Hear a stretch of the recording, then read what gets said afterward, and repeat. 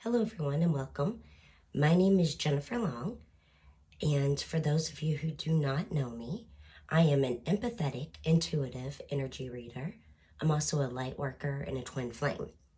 I know that sounds like a mouthful of ambiguous titles, so I will do my best to try to explain them.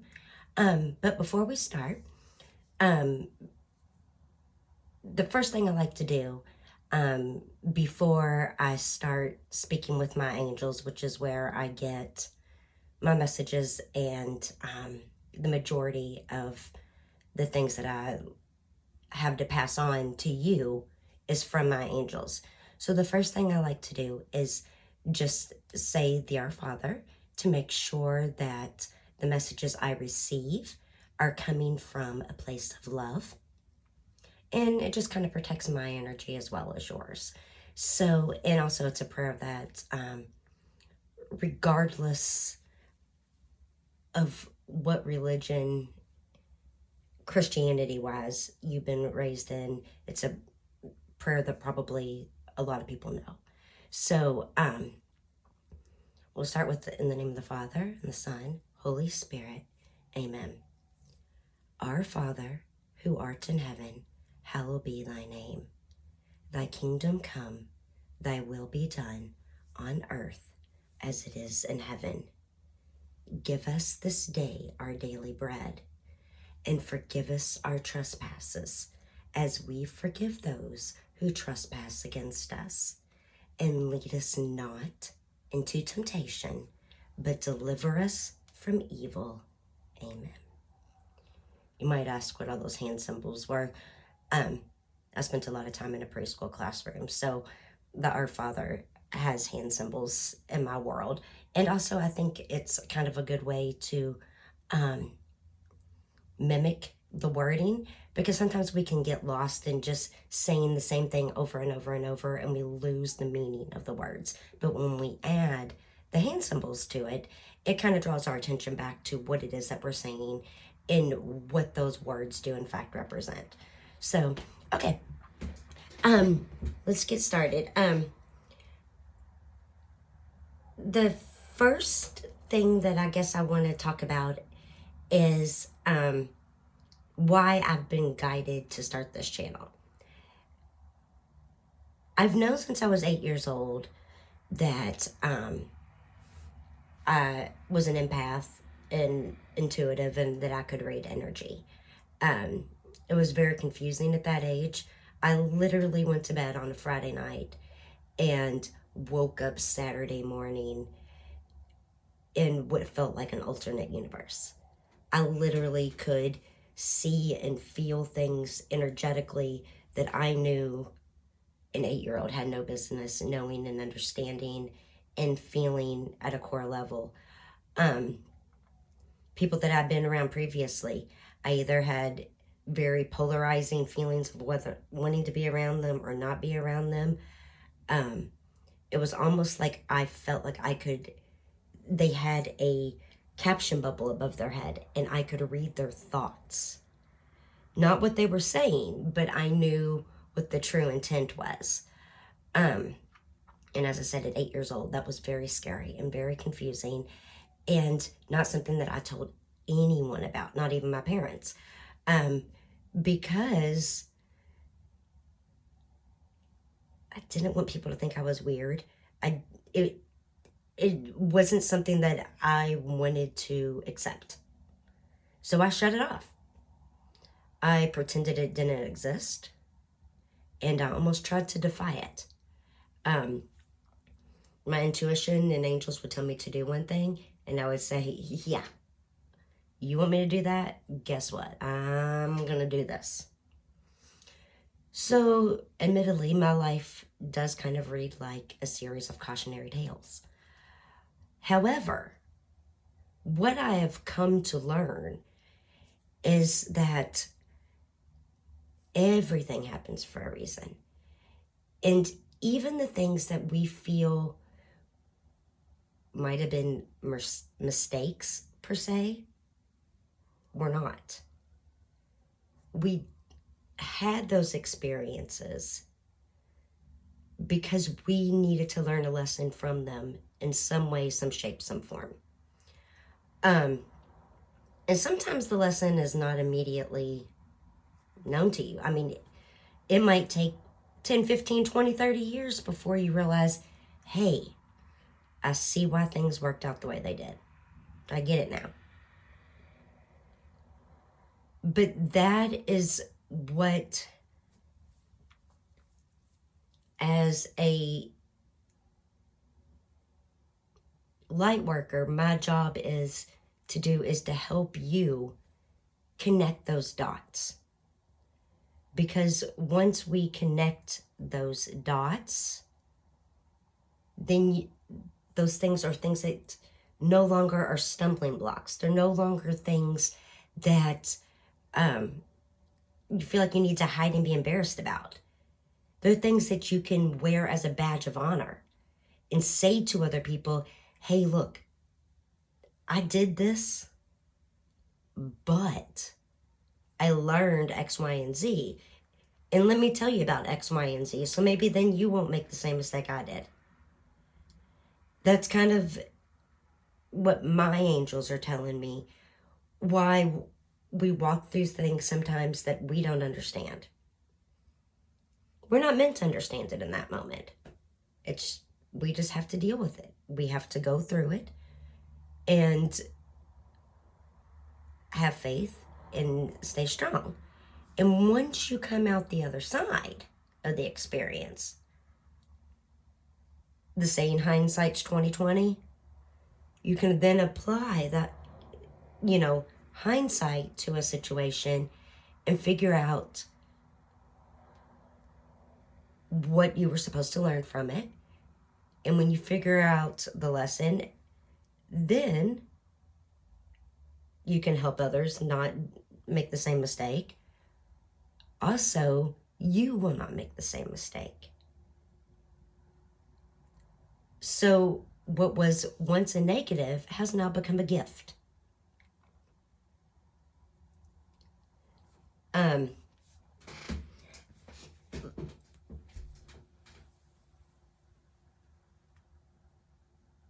I'm sorry, this is the first video that I'm doing, and when I'm doing these videos, I'm receiving a lot of information in, and as I receive it in, I'm trying to process it and give it back out immediately, and sometimes there's a lag, and I'm like spacey and like look like I don't know what I'm talking about. It's just me trying to hear what the angels are saying, process, and like I said, then spit it back out to you. I wanted to go through and explain individually what each of the ambiguous titles that I rambled off at the beginning mean, so that from here forward, when I say that I'm an empath, we're all working with the same definition of what I'm calling empath.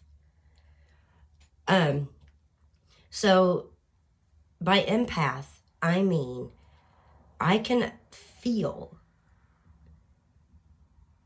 people's emotions on a soul level. And I can feel their emotions on a soul level to the point where sometimes it makes it very hard and challenging for me to be around certain people, especially very negative people, because once you start on a path of spiritual enlightenment and you step into that role, things that are of a negative nature, they're at a lower vibrational energy level. And it literally takes my vibration level and pulls it down when I'm around very negative situations. So I have to then try to counterbalance that spiritually within myself to raise it back up so that I'm able to then function at a level of happiness and light, and giving out the light and kindness and joy and love that I want to shine within my life. By intuitive, I mean that I get messages through music, through dreams, through numbers, through nature. Hundreds of messages daily. And these messages, by and large, come from my angels and spirit guides. They also come from Jesus and source, creator, God, whatever terminology you want to put on. The orders are set at the creator level. They are delivered to angels, and angels then deliver messages. It's up to us whether we acknowledge, accept the messages, even see the messages sometimes. Sometimes we're so busy, looking at our phone and doing whatever it is we're doing that we miss the message. By energy reader, I mean everything has energy. Everything. This pen right here.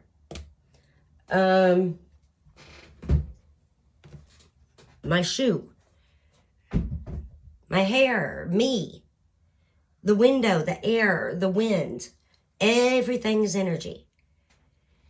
And as an energy reader, I get very hot or cold feelings from things.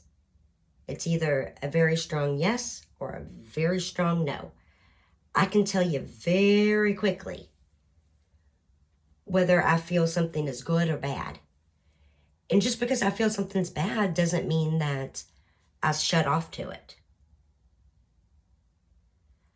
I try to figure out what is bad about it, figure out why that triggers something within me, heal that trigger, and then a lot of times, whatever was read energetically as negative, then is flopped to a positive. By light worker, I mean, I feel like I'm being called to show other people the way to spiritual enlightenment. Every morning when I wake up, I ask my angels, show me how I can be of service today. If there's a message I need to relay, give it to me. What can I do to be of service? Because that's what our job is. We are here to learn, to grow, and to help everyone around us. We're not here to worry about me, my money, my family, my this. Yes, that's a very big priority. But in the grand scheme of things, that's like this big. How does what you are doing today affect the planet? And I'm not talking about like reducing your carbon footprint. And yes, all those things are great. Do those things. But I'm not trying to get into those types of issues. I'm just saying, what are you doing either positively or negatively to bring light or darkness to those around you? That's what you need to ask yourself every day. And if you're bringing negativity, if you're bringing darkness, ask yourself why. Why do you feel compelled to do that? What within you is lacking? What needs to be healed? And when you get to the root cause of what needs to be healed, then you no longer act in those negatively. You don't act out of fear. The acronym for fear is a false experience appearing to be real. A false experience appearing to be real. 99.9999999 to infinity. Things that you fear will never come to pass in the way that you fear them. You might lose your job. You might lose your home. You might lose a relationship. People die. But negative things happen. But they never happen to the extent that we make it to be in our mind. It's never as dire. And there's always a reason. Always a reason. You might think, oh my God, I lost my job.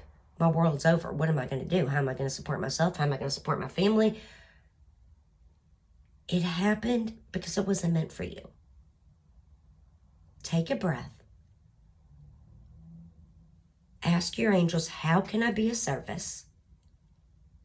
And they will show you the next step. That's something that I had to do before I hit play on this video. Because the journey that I'm taking right now is very much a blind journey. I'm not sure exactly where this channel and my messages are going to go. I'm just being told to relay this information. So that's what I'm doing. I'm relaying the information that I'm being given. I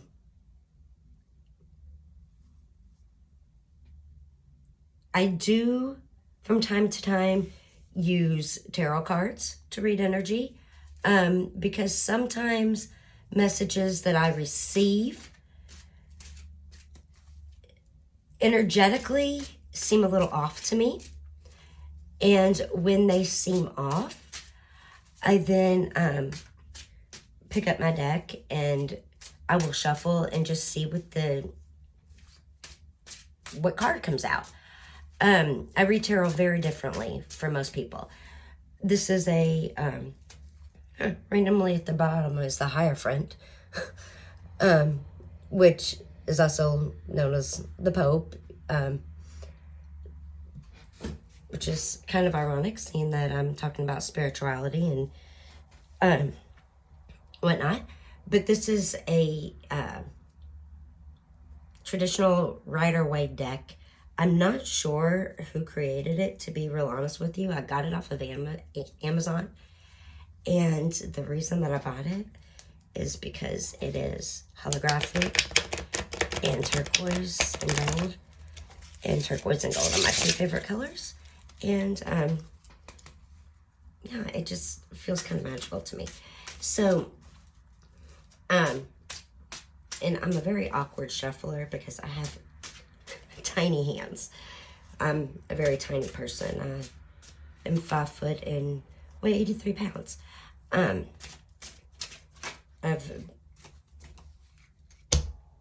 been told a lot that I'm very Tinkerbellish. And I do resonate a lot with fairies, so who knows. But I'm not a person that shuffles X amount of times and then says, okay, I'm done. I'm pulling the top X amount of cards. I shuffle until the universe tells me to stop, until my cards kind of lock up. And I might randomly split the deck like I'm feeling like I need to do here. And give it a random shuffle. But I only take cards that literally fly out of the deck. If they don't fly out of the deck, it's not a message for me. A minute ago, the first card that came out was the Hermit, which is a card that I resonate with quite a lot. I'm very hermity. I would much prefer to be at home than be out in social group settings. Partially because it's just very hard for me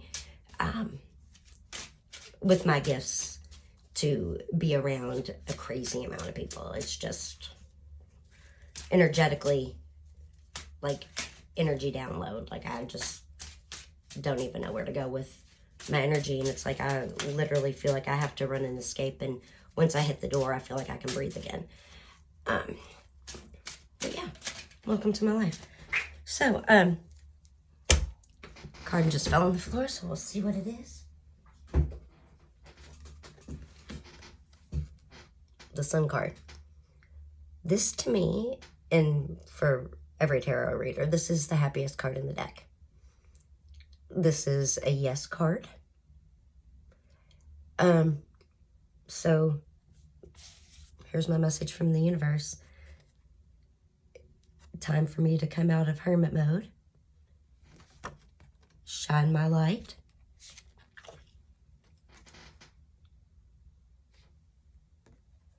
The sun is coming out. Sunflowers in the background, which happen to be my favorite flower. Yeah. So, as you can see, the cards always energetically give me the message that I need. I also use a pendulum. I don't know if any of you all are familiar with these. This one is made out of rose quartz. But you literally hold it in between your hands, your fingers like this, and it's balanced. And you ask yes or no questions. It's a divination tool. And I'll just show you how it works. I'll ask a obviously very no question. I'm recording this on, let's see, it is Saturday, March the 25th. So today is Saturday. Spirits, is today Wednesday? As you can see, I'm not moving my hand. I'm not moving at all. It's moving in a back and forth, side to side pattern. That's a no. Let's ask it another question and see if we can get a yes.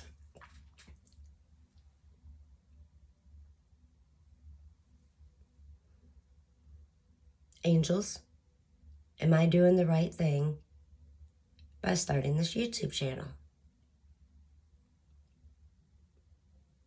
As you can see, it's now moving in a back and forth motion. That's a yes. So, those are two ways that I energetically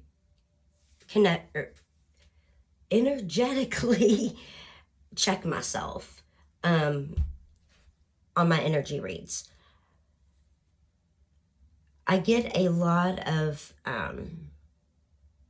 my information through music and through dreams and nature and numbers as well.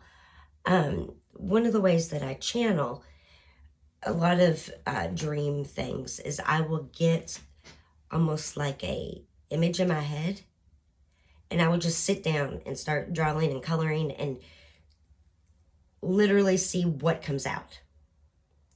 And as I'm coloring and writing and drawing, a very clear message starts coming through to me. And so that is one of the ways my angels connect with me. Sometimes I literally will walk out my side door and say, angels, what do you want to show me? And walk out and there'll be a flock of geese, or there'll be a random bumblebee, or a butterfly, or a snake eating a frog, or, you know, there's always something that is shown to me. Numbers, like on clocks and stuff, like I promise you, anytime I look at a clock, there's a double number. It's 11:11, it's 11:22, it's 10:10, it's 10:55. There's always a double number in there somewhere, to the point where if one of my kids asks me what time it is and I tell them, their answer is, of course it is. Like Heidi today said, what time is it? And I said, it's 3:11. Of course it is, because 11. There's always a double number. And like I've said previously, those are angel numbers. Those are all messages from God, source, creator, your guardian angel, however you want to interpret that spiritual energy. And there's numerous books that you can buy that has different meanings for what each of the number means. But I found that Google is the best source of all. Type in angel number, put in your number, and it'll pull up different websites. Go through, read the different explanations, and see what resonates. And they will mean different things, whether you have a question about something financial, relationship, just whatever aspect you have. They'll have different categories there within the number telling you what it means for that.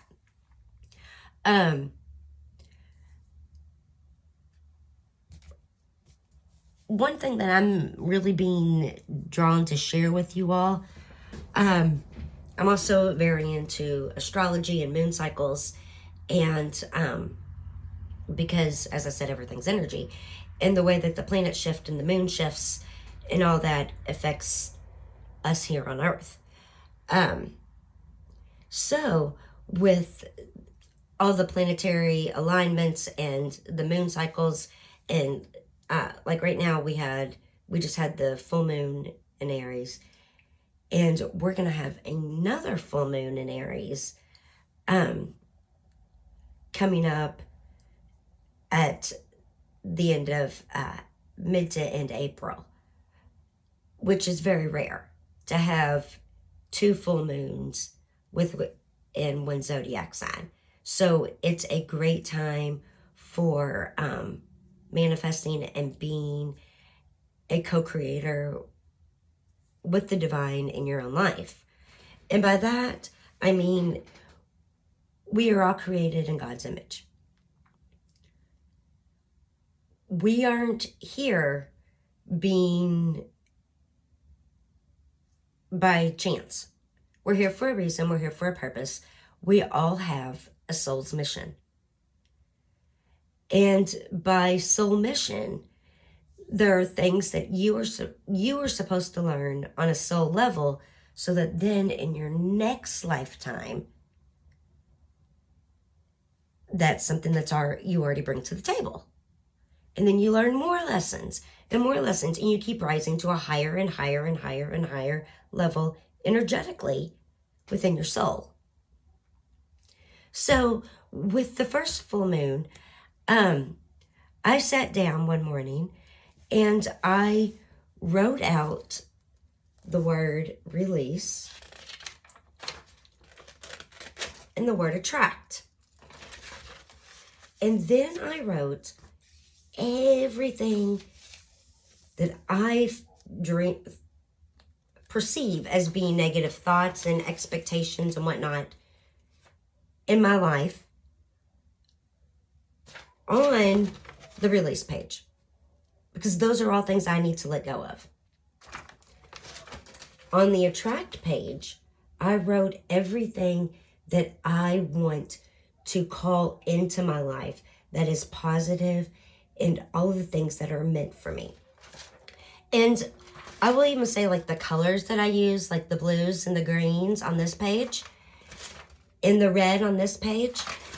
I chose blue because blue is the color of Archangel Michael. And Archangel Michael, he's kind of like the Thor of heaven. He is a protector. He has a sword and shield of armor. And when you call on him, him and his army of angels come and surround you and protect you from harm, from things that are not meant for you. I chose the green on there because green represents Archangel Raphael, who is very healing. He is known as kind of like the doctor of heaven. He can help heal things within the body, within the mind, within the spirit. But he also has a very calming, peaceful energy around him that helps bring a lot of clarity and healing. So that's why I wrote the word release in blue, because I need my Archangel Michael's protection so that I'm able to release these things. And I put the green and yellow emanating out around it. The yellow is light, and the green, like I said, is Archangel Raphael's healing. And on the attract, I chose to use red. Red is very fiery. It's like the burning desire that's inside you. The things that are burning within your heart and soul that you know are meant for you. The things that you know on a soul level are meant within your life. And those are the things that I want to attract. So I literally made it red and put orange and yellows all around it. Literally made the things that I want to attract look like flames so that they are drawn into my heart and soul, into my heart, so that I can attract those things. So I guess, again, I'm pulling in information right now. I'm sorry. It's a lot energetically. So I guess in a nutshell, what I'm trying to say is welcome. Thank you for being here. Thank you for being on this